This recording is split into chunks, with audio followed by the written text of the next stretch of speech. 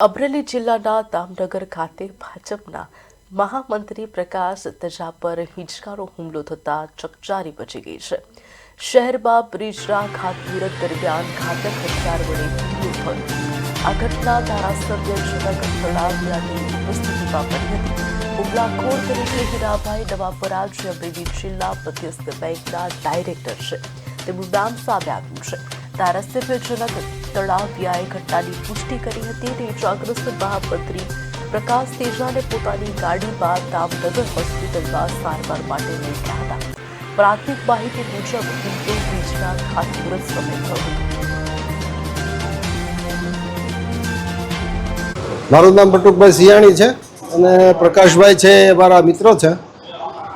અને હા, ઘટનામાં એવું હતું કે એક પુલ બનાવવાનું છે એનું ખાતમુહૂર્ત હતું અને પૂજન વિધિ હાલતી હતી અને અચાનક એમના ઉપર હુમલો થયો।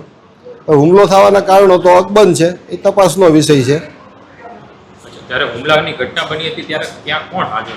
ત્યાં ધારાસભ્યની હાજરીમાં જ બધી વિધિ હાલતી હતી, પણ હવે એ તો બધા ભાજપના કાર્યકરો જ હતા। હુમલો કરનાર વ્યક્તિ કોણ છે જેનું પણ ડેઝિગ્નેશન ભાજપમાં? એ જાણવા મળ્યું છે કે ઠાસા ગામના હીરાભાઈ નવાપરા। અને આ જે ઈજાગ્રસ્ત છે એમનો હોદ્દો શું? એ છે દામનગર શહેર ભાજપ મહામંત્રી।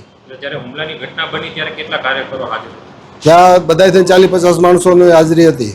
આ બનાવને લઈને તમારું શું માનવું છે? શિસ્તબદ્ધ પાર્ટી છે આપણી, તેમ છતાં હુમલાની ઘટના બની। હવે ભાજપ રાજકીય હુમલો થયો છે, કોઈ વ્યક્તિગત કાંઈ મુદ્દો છે, એ તો હવે તપાસ થાય ને હું બહાર આવે છે ત્યાર પછી ખ્યાલ આવે।